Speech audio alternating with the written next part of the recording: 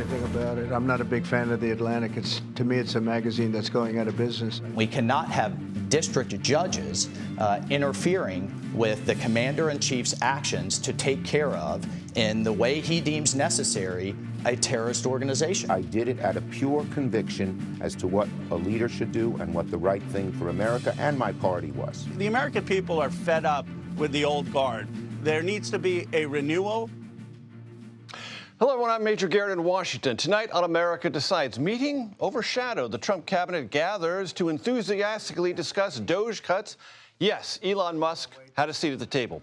But it is the revelation that top national security officials within the Trump administration shared messages on Signal about Yemen war plans with a journalist mistakenly looking on that's gathering so much attention today. Also, deportation fight. New flights land in Venezuela as the legal battle continues with a federal judge over earlier flights to El Salvador. It all revolves around the administration's use of the 1798 Alien Enemies Act in its push to quickly deport alleged Venezuelan gang members, doing so without due process.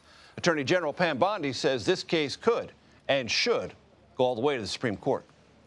This is an out-of-control judge, a federal judge trying to control our entire foreign policy, and he cannot do it. Also, seeing red in Greenland, the Prime Minister of the Danish territory slams what he calls a, quote, highly aggressive, unquote, visit by U.S. officials. In that delegation, Second Lady Usha Vance and National Security Advisor Mike Waltz. President Trump, as you well know, has repeatedly expressed interest in acquiring Greenland. We don't know exactly how. Anyway, we start tonight with Robert Costa and James Laporta. Robert, great to have you with us.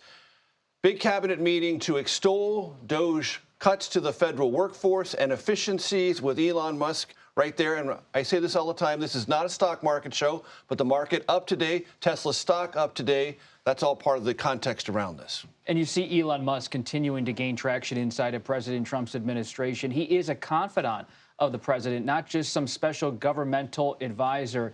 And despite some of the cabinet members privately having their own grumbles about Musk's power, Musk is retaining that power. James, I want to talk to you about this story that is, I think, justifiably rocking Washington today and all those in the national security intelligence community circle. Right. The Atlantic magazine, under Jeff Goldberg's byline, published a story saying that he was inadvertently included on what can only be described as a text chain on Signal, which is a non-secure commercial app. It has some security, some encryption, but it's commercial. It's not security. It's certainly not considered something by the U.S. government suitable for any unclassified and certainly not top secret or classified information. He was inadvertently included in a text chain of all these senior Trump administration national security officials before the raids began in Yemen, describing all of the policy implications thereof. Walk us through this crazy story. You said it right. My phone has been blowing up all day from people who are active duty U.S. military and active in the U.S. intelligence community. It violates pretty much every protocol that they're taught to go into those roles. Yes. I mean, if you look at just unclassified information, not talking about secret or top secret information, unclassified information, the Defense Department specifically is barred from using third-party apps like Signal, like Telegram. They're not allowed to use even those apps to pass unclassified information. In fact, their memo says, quote, the misuse and mismanagement of mobile apps poses a cybersecurity and operation security risk. Now, that's just unclassified information. When you're talking about Yemen war plans, when you're talking about targets, Houthi targets, you're talking about secret and top secret information. So it really is mind-blowing to every military and intelligence community professional. And James, in your experience, you know of situations in which junior grade, either enlisted men or junior officers, did something far less worse and got the book thrown at them. They've been court-martialed for less. I know of a sailor who took pictures on a submarine, and those pictures he was trying to send to his family. He was reprimanded for that. and I believe was sent to court-martial. I know of another court-martial of a major who he sent a warning to Afghanistan, but he sent classified information over his Gmail account versus his SIPR account, his secret email account that he was supposed to use, and he was reprimanded. And I'm not sure if that went to court-martial, but again, lesser instances of what we're seeing here today. Robert, I want to read to you a statement that came from the National Security Council, because if you read the story, which I urge everyone to do, Jeff Goldberg says for the longest time he thought this was some sort of either disinformation or entrapment, like this wasn't real, and they were trying to get him to say or communicate things that would be embarrassing to him as a reporter. NSC says this: at this time, the messages thread that was reported appears to be authentic, and we are reviewing how an inadvertent number was added to the chain. That's a confession that happened. This is real. And what Jeff Goldberg saw, conversations between the vice president, national security advisor, secretary of state, and others, or their designees, was legit and visible through a reporter when it never should have been. At this point, it's all up to President Trump in terms of how this is going to proceed. Because Republicans control the House and control the Senate, there seems to be at this moment, this early hour at least in this story, no sincere interest from Republicans on Capitol Hill to start mounting a formal investigation, though you have seen some exasperation in at least the initial flurry of comments from some Republicans. But if President Trump decides to drive this forward and perhaps dismiss somebody involved in this entire exchange, whether it's a staffer or even a principal, the story will have legs, and it could have legs as an investigation. But at this point, President Trump has so much executive power, and he seems to be, based on my latest round of calls, standing by those involved. And Robert, from a purely political perspective, there was lots of dialogue during the 23 and 2024 years about classified documents, the handling thereof, the sensitivity around that. Lots of Republicans are on the record saying you got to be careful. That's true. President Biden's records got scrutiny. Of course, President Trump's records got scrutiny and were under federal investigation. But his defense was, I was president, and under the Presidential Records Act, I had a kind of immunity. That doesn't exist for any of these other people. And this report by Jeff Goldberg in The Atlantic raises further questions about, is Signal, this encrypted messaging application, something that's used for other conversations within the administration that are not necessarily going to be documented? Presidential records, and you would guess those in the cabinet, at least to a certain extent, are supposed to be properly documented outside of messaging apps. And this has been an issue going back not just to 2020, but to 2016, when Secretary Clinton's use of a private email server became a political issue in the final months of that campaign. This is going to be a lingering problem for national security officials in the coming years. Secure apps, as Jim knows, these are such a prevalent thing in the intelligence community. But just how far should these top officials go? That's a real question. Right. Please. Well, what I was going to say is this comes in the wake, this report out today comes in the wake of just last week and just this month of the Director of National Intelligence, Tulsi Gabbard, of the Pentagon saying, if we find that you're talking to journalists, if we think that you're leaking, we're going to polygraph you. We're going to investigate you.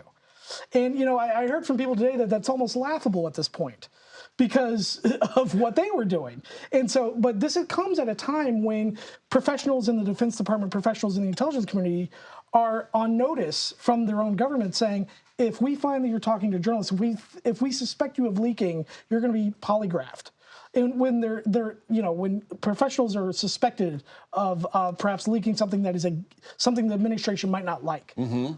So in that case, if someone was polygraphed and prosecuted, they might reasonably point to this and say, wait a minute, what are you doing with me? Right. How about that over there? This is selective prosecution. At minimum, that could be an argument they could put on their behalf in court. It's definitely a defense, yes. That's right. James Laporta, Robert Costa, thank you very much. Thank you. Great way to start us off. I appreciate it. Scott McFarland joins me now. Scott, it was a busy day in the federal courthouse today. Catch us up on the deportation, the flights, the underlying legal issues, and how it all got sorted out, if you can. Yeah, the president's first 2 months has turned into this legal thriller that has chapter after chapter, like a episodic podcast. Today was the appeals court in Washington, D.C., taking a look at the Trump administration's request to resume these Alien Enemies Act deportations. They want to open up that pipeline again to expedite the removal of foreign nationals without having to go through the trouble of having a court make sure there aren't any mistakes being made and people being scooped up that shouldn't be. There was immediate skepticism, Major, from some of the appellate judges in the District of Columbia, one of whom says it appears, based on what she saw from the March 15th deportation of the Venezuelan nationals, that even the Nazis were treated better, that they had more of an opportunity to review their cases before being sent out of the country. That gives you an indication, Major, of the skepticism that exists, not just with the district court judge here, James Boasberg, but over his head at the appellate court. And Scott, has it become evident that some of the people who were sent to El Salvador should not have been sent there, do not qualify under the Enemy Aliens Act, or are gang members of this Venezuelan prison gang? That's what the plaintiff's attorneys have flagged for the court, those who've represented some number of Venezuelan nationals who say this Alien Enemies Act is being misused and improperly used at this moment, that there are people who are among those at risk of deportation or who have been deported who shouldn't have been, that errors were made. And that's where the judge has come down on this so far. The judge who put a pause on this, or tried to put a pause on this, he has said in open court declaratively, how do we know mistakes aren't being made? You can still keep these individuals locked up on U.S. soil. You can still deport them through the traditional means, but using this 18th century law that's only used during wartime leaves you vulnerable for mistakes. And that's where the appeals court picked up today, Major. This all feels like it's on a fast track to the Supreme Court, where we expect these types of arguments will be made in extended form. And Scott, if I understand the arguments, it's not that no one is saying you can't deport people who have committed crimes in this country, who've entered this country illegally. But if you use this particular law, 1798 law, and you use it so rashly, due process rights are implicated. Future applications of that law could be equally reckless, equally rash, and that could impinge much more dramatically on many other people's civil rights. Really two different arguments there, Major. That's one of them, that there's a slippery slope here. How do we know the next person that's deemed a foreign national isn't actually a U.S. citizen and sent to a foreign prison without due process? That's a concern. But also, the judge Friday in district court, Major, James Boasberg, pushed back, I think, on the criticism Trump was giving him, that he just wants to free these people. Judge Boasberg said specifically, I'm not saying you can have to release these people. You can keep them locked up and use the traditional means.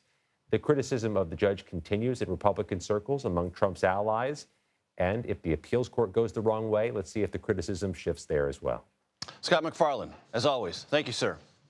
Newly appointed Canadian Prime Minister Mark Carney has called a snap election to take place April 28th. The Liberal leader's main challenger is Pierre Poilievre. He is the head of the Conservative Party, which has been ahead in national polls for several months. However, Canada's Liberal Party has been gaining momentum due, in no large part, to President Trump's tariffs and derogatory comments about Canada. Prime Minister Carney said yesterday he needs a mandate in the snap election from Canadians to take on Trump's, quote, unjustified trade actions and threats to our sovereignty. Those are both direct quotes.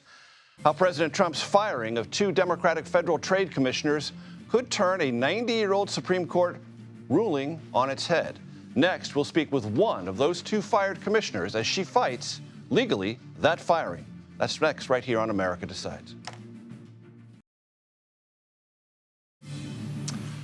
Welcome back to America Decides. The recent firing of 2 members of the Federal Trade Commission may be at odds with a 90-year-old Supreme Court ruling limiting presidential power over quasi-independent commissions. The 2 fired Democratic commissioners at the FTC have argued that President Trump violated the legal precedent known as Humphrey's executor. The White House insists that this is a fight it is willing to take on. The goal was to let these individuals go. If we have to fight it all the way to the Supreme Court, we certainly will. One of those commissioners, Rebecca Slaughter, joins me now. And Rebecca, I know you think of yourself still as a commissioner because you believe this firing was patently illegal. Why? Well, it's not a question of whether it may be in violation of the Supreme Court precedent. It is in violation of the Supreme Court precedent. The FTC Act, which was passed in 1914, says that the president can only remove an FTC commissioner for cause, specifically for neglect, inefficiency, or malfeasance. The president alleged no cause to remove myself or Commissioner Bedoya, and in fact, there is no cause to remove us. We've been doing our jobs. So one time, a president did try to remove an FTC commissioner without cause. In 1933, President Roosevelt tried to remove then Commissioner Humphrey because he had disagreements with him over policy. He was a Republican appointee. And Mr. Humphrey sued, challenging the president's decision. It went all the way up to the Supreme Court, and a unanimous Supreme Court in 1935 said, in fact, the law prevents that removal and the law is constitutional. That law has not changed in the intervening 90 years. I'm glad you brought that up, that history, that basic history, because it's really, really important. I want to read to you what the Federal Trade Commission chairman, Andrew Ferguson, said about your firing. President Donald J. Trump is the head of the executive branch and is vested with all of the executive power in our government. I have no doubts about his constitutional authority to remove commissioners, which is necessary to ensure democratic accountability for our government. I'm going to focus in on that last part, democratic accountability, meaning this is what the people voted for. When Franklin Delano Roosevelt beat Herbert Hoover in 1932, he won with 57% of the vote, and he carried 472 electoral votes to Hoover's 59.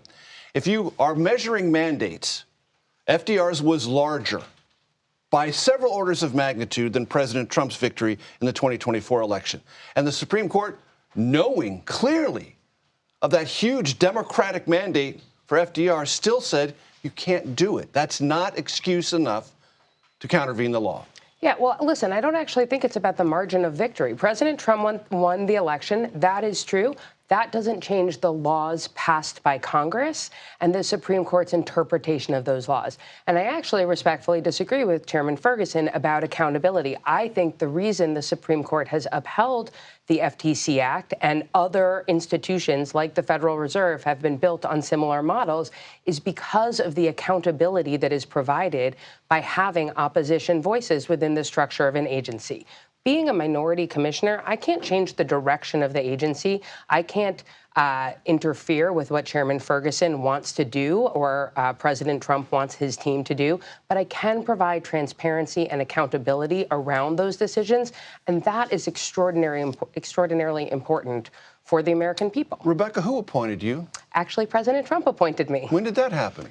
Almost exactly 7 years ago. Okay. And then you were reappointed by President Biden. Yes, and both times I was confirmed unanimously by the Senate. Because we love basics, and even if they lean in a slightly nerdy direction on the show, and that's my inclination, talk to my audience about what the FTC does and how this commissioner structure works. Sure. So you should think of the FTC as the watchdog to prevent billionaire businesses and the billionaires who run them from running wild at the expense of the American people. Specifically, our job is to stop businesses from lying and cheating. What does that mean in practice? Well, I'll give you a few examples. Last year, the FTC returned $337 million back into the pockets of Americans who's had it wrongfully taken from them in frauds and scams.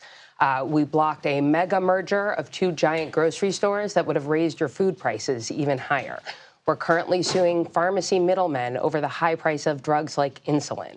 We've passed rules to prevent junk fees and to make it as easy to cancel a subscription as it is to sign up for one, something that I know a lot of Americans really care about. I can sympathize with that. Yeah, yes. We're the cops on the beat for kids' privacy, and on and on. We do competition and consumer protection, but at the end of the day, our work is about protecting American consumers, workers, and honest businesses from illegal practices that make goods more expensive, limit economic opportunity, and make it harder to get ahead in today's economy. And how does the composition of the commission reflect presidential elections? So by statute, the commission has 5 members who serve staggered terms. The statute says that no more than 3 members can be from the same party. By tradition, the commission has structured itself to allow the 3 majority members to be from the party of the president. So, for example, Chair Khan, who was the chair under President Biden, stepped down in January, even though she didn't have to, in order to turn leadership over to the Republicans as a result of the election. There are a lot of things that are attached to this story, ladies and gentlemen. One of them, Rebecca mentioned, the Federal Reserve. We're going to have a conversation about that because I'm delighted to tell you she's here for not just one, but 2 segments. That's what we do with really important interviews.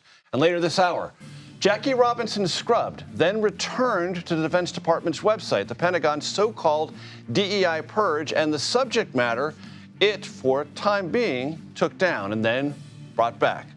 That's later in the show, right here on America Decides.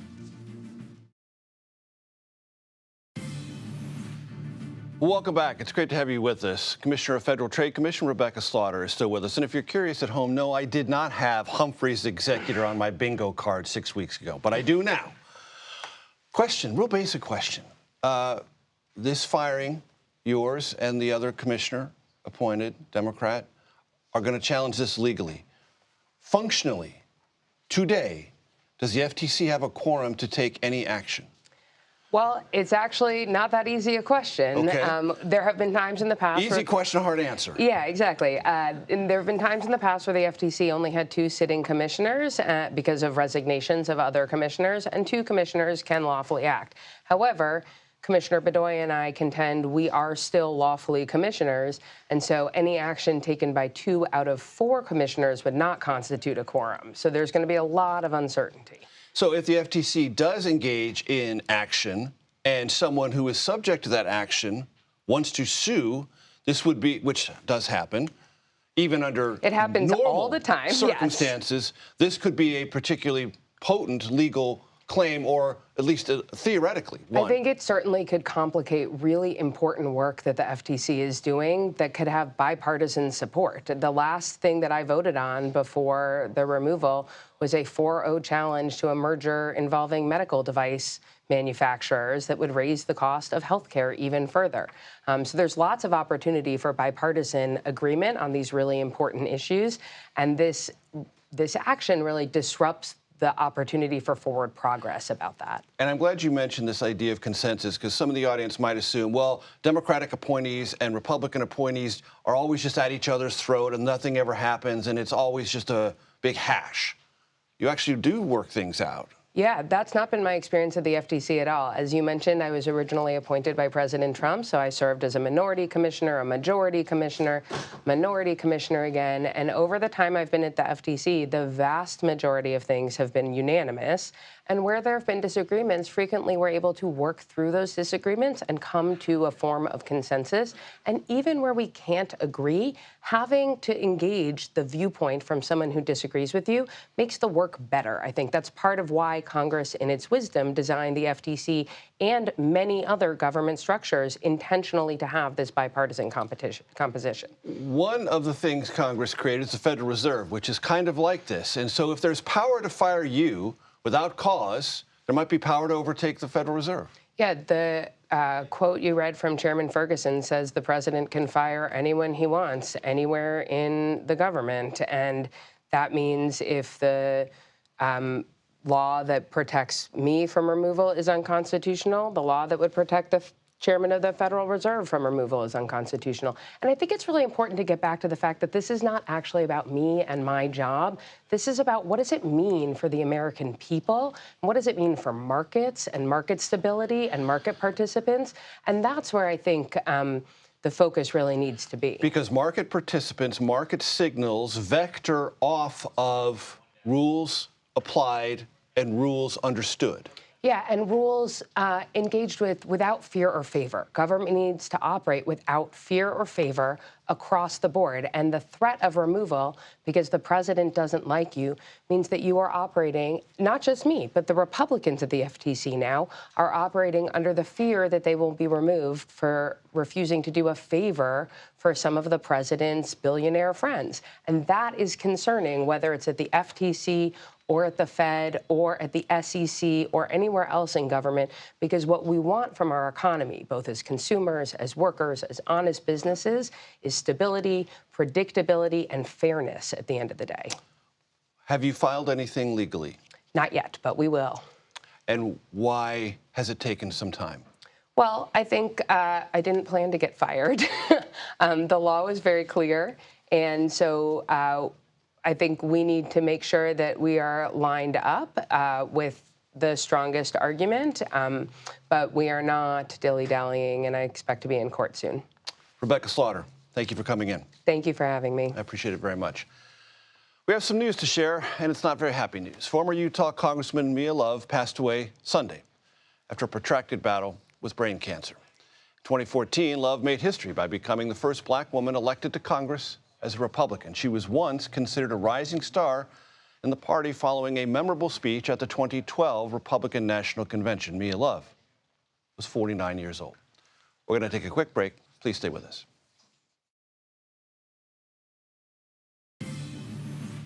Welcome back to the show. Lawmakers, isn't that great? They've returned to Capitol Hill following a week-long recess that many Democrats hoped would be marked by a show of force at the grassroots level against the Trump administration and its agenda. Sometimes it happened, sometimes it didn't. For more on that, I want to bring in our political panel. Jaime Moore, formerly served as director of the Office of the Democratic National Committee Chair, and Lance Trover was a spokesperson for Interior Secretary Doug Burgum's 2024 presidential campaign. Of course, Mr. Burgum now in the administration as Energy Secretary. No, Interior Secretary. He wanted energy, but he got Interior. But he's running the Energy Council, too. That's right. So. That's right. Busy guy. So, yes. Lance, I'll start with you because the cabinet meeting today was all about a circular conversation about how great Elon is, how great Doge is, how many efficiencies are being found. This seems to only intensify the role that Elon Musk is playing in this Trump White House and appears to be positioned to do so for as long as he wishes.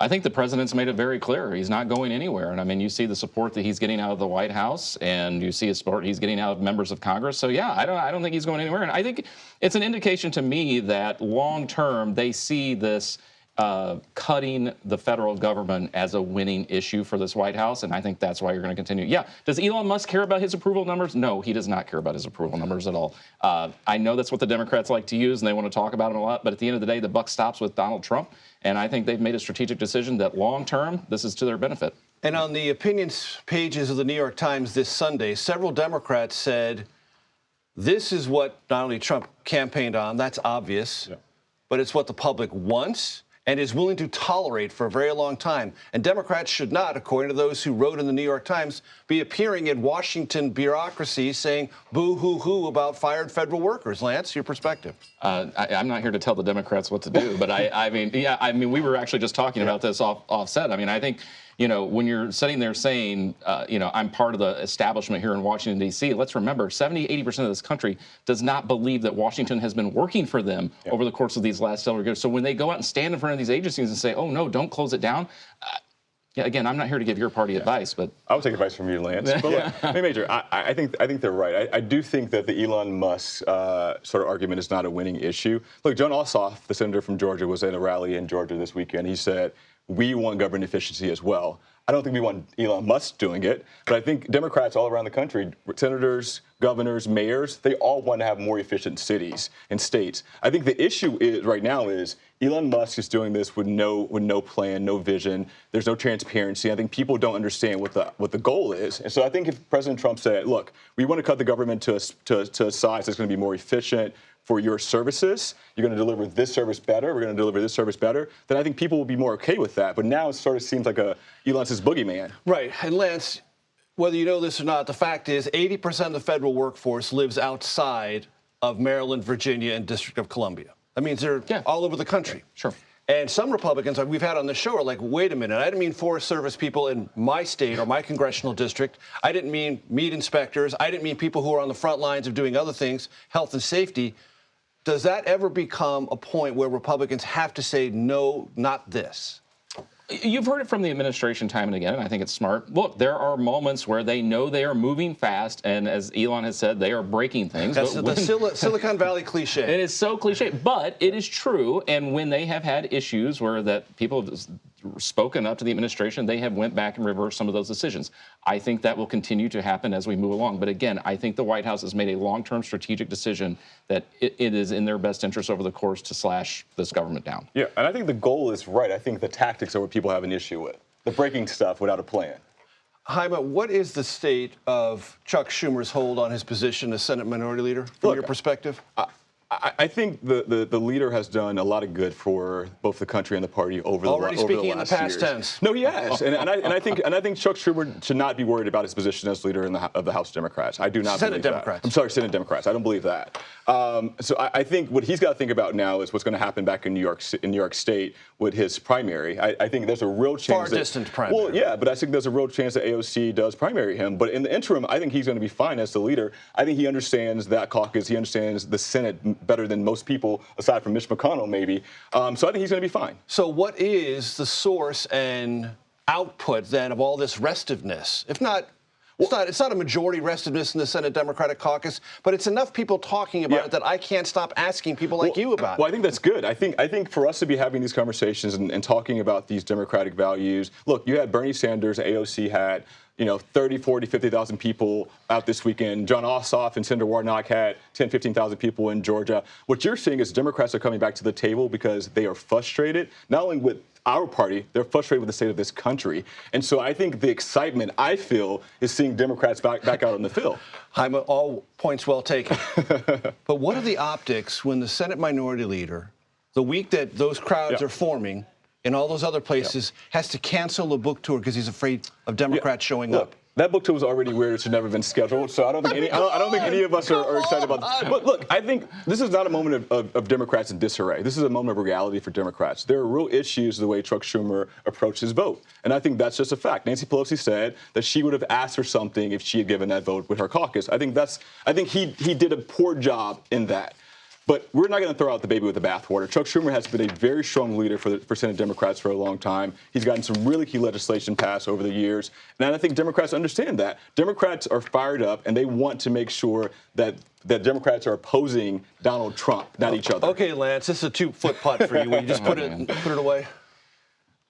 About the Democrats? Yeah. I mean, look, they've got the lowest favorability rating in 50 or 60 years. They're not even happy. 27 or 29%, depending on the poll. Yeah, I mean, and they're wanting to throw this guy out because he wanted to keep the government open. I mean, that's the state of their party right now. I mean, and far be it from me again to give advice, but look, you can't. And they're hemorrhaging younger voters. So to me, the issue is the message. I mean, for the Democratic Party, it's completely controlled by the left. If it doesn't involve the words abortion or trans or Donald Trump sucks, then they don't want it. And that's the problem I think you guys have, is that you don't have a vision for the future of the country. That's the real issue for the party. You're going to start seeing Democrats talk about the future more and more every day. So I think that you made a valid point. We recognized that last year in the election, and I think Democrats are starting to move forward. So, Lance, let me talk to you about the next stage of Republican activity, which is raising the debt ceiling and trying to figure out how to put together a so far unreconciled budget resolution, Senate and House, which is the pathway to get to the tax cuts. Sure.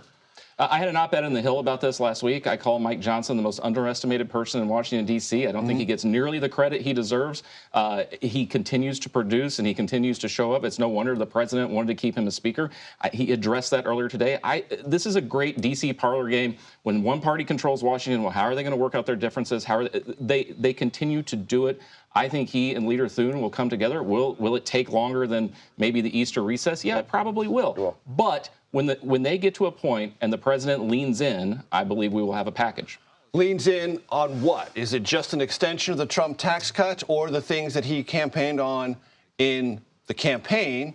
No tax on tips, no tax on Social Security, no tax on overtime, all of which are super costly, and none of which are currently included in any of the calculations. I suspect this will be a very comprehensive package. Will everything get included? Well, that's what the next several weeks of working this out are going to look like. But I go back to Mike Johnson's underestimated constantly. I think he and Leader Thune will get together and they will get the president a package he likes. Time at 10 seconds. Look, I agree with the Mike Johnson sentiment, but look, Donald Trump told the American people a lie when he said that he would not cut Medicaid, not cut Medicare, not cut Social Security. The only way to pay for these tax cuts is to do that. And so I think over the next couple of weeks, Democrats are going to hit hard on just reminding people who Donald Trump is and what he said and what's a lie and what's not a lie. Hyman Moore, Lance Trover, always a pleasure. Thanks, Jensen. Great to see you, Major. The Pentagon's so-called DEI purge, the move that saw online information about baseball legend Jackie Robinson, and he is that, a baseball legend, removed, then restored to that website. More on that and everything about it right here on America Decides.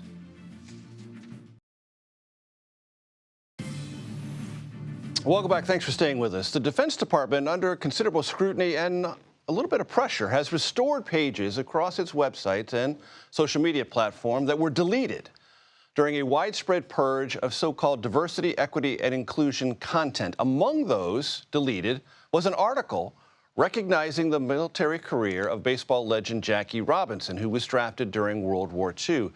The Defense Department also, for a brief period of time, purged, then restored web pages about Navajo code talkers, Tuskegee Airmen, Marines at Iwo Jima, and much more. It released a statement Friday saying, quote, some content was archived. that should not have been. That word archived is much more benign than actually occurred. That's a fact. Richard Brookshire joins me now. He is the co-founder of the Black Veterans Project, which works to support both active and retired Black service members. Richard, thanks for being here. I appreciate it. How much do you feel this Jackie Robinson saga of recent vintage is a prism into this entire effort by the Trump Department of Defense to rewrite or whitewash history within that institution? I mean, I think you surmised it perfectly. I think what's happening is part of the intention to deconstruct diversity, equity, and inclusion programs and practices that took decades to build to foster some level of inclusion, some level of equitable access for the Black community. When you talk about, the military, which undergirds such a large portion of our economy, right? And the disparities that have persisted in the military are quite telling. I think this, particular historical erasure, and not all the web pages have been restored. Many of them have been lost forever. There's also talks over the weekend that there is going to be a deliberate purge of anything that has to do with historical firsts. So you're erasing context, right? The fact that many of these Black service members served under a particular racial order in this country that we've been trying to right a historical wrong about for many years and have only begun to really make strides about that. I think, lastly, I think it's important to talk about some surveys that were done in recent years. In 2017, there was the only time that the Department of Defense released a racial equity survey that they do internally every 2 years. Reuters reported on that, and it said that 1 in every 3 Black service members were experiencing racial discrimination or harassment in uniform. Military Times in 2020 did a survey, said that half of minority veterans were seeing racial animus and prejudice while in uniform, while in service, and a full 1/3 of all troops were seeing ideologically driven racism in the ranks, right? This administration is trying to deliberately undermine the fact that these findings were found. In the last administration, you had the appointment of 2 Black men to lead the Department of Defense, and that was met with ire by certain folks in the Department of Defense. And we didn't have a public dialogue about the ways in which their leadership was being subverted. And now you have a full court press by the Trump administration to not only deconstruct DEI, but to really just attack the service, the historical service and continued service of Black service members. Richard, you mentioned that 2017 survey, but if you Google information about that, you see the Reuters exclusive with a date of 2021, indicating that the Pentagon sat on it for years. It sat on it for years, yes. And we were the ones that worked with Reuters to try to get them to bring it to light, right? And we still haven't been able to get any of the other years of survey data. And why? Well, the question is really why. What are they trying to hide? Why is there a lack of... That's an answer within itself, yes, because there continues to be a race problem within the body of our military that is deeply unfortunate. And in that survey and the other ones you mentioned, not only is there statistical information about experiencing some manner of racial discrimination, but a fear that if you bring anyone's attention to it, you will hamper your advancement. Right. Well, I mean, you look at the fact that the Trump administration released a directive with hundreds of words to try to sanitize the ways in which people can even talk about the issues that we're discussing right now. That within itself, to me, is a clear attempt at trying to subvert any kind of effort to even make this reality something that can be contended with, because you can just label it DEI, which, they've co-opted the language around to begin with. Everything that has to do with race is suddenly DEI or identity politics, and so it should be discarded. And then you look like folks like General Brown, who came out publicly after the George Floyd protests and said that he spoke about his lived experiences with racial discrimination in the military, that barriers that he had to overcome, the things that he still had to deal with as a Black man in America. That was part and parcel of the reason why he was purged from the DOD. And all of this is done under the explanation of improving lethality, unit cohesion, and general unity within the military. Right. Well, that's a misnomer, because you can't possibly say that you want unit cohesion while trying to undermine, trying to subvert, trying to discard literally hundreds of thousands of black minority service members. You can't do that while you're also attacking women in the military, LGBTQ folks who are highly skilled, folks who bring a deep passion and love of country to their service, and to pretend as though that because of their identity, suddenly that their lethality in uniform is somewhat in question is an insult to them in their service. Richard Brookshire, I appreciate you coming in. Thank you. Thank you very much. It could have potential implications for the 2026 midterms as the Supreme Court hears oral arguments in Louisiana's redistricting case. What's at stake? Right here next on America Decides.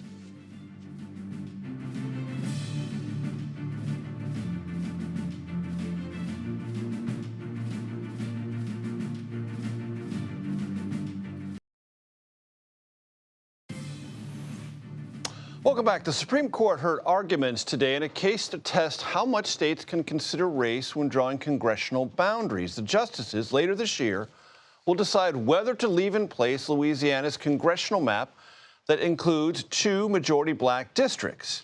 It was used, this map, that is to say, in the 2024 election. Now, opponents of the map claim that a second created majority black district relied too heavily on the racial composition of that electorate.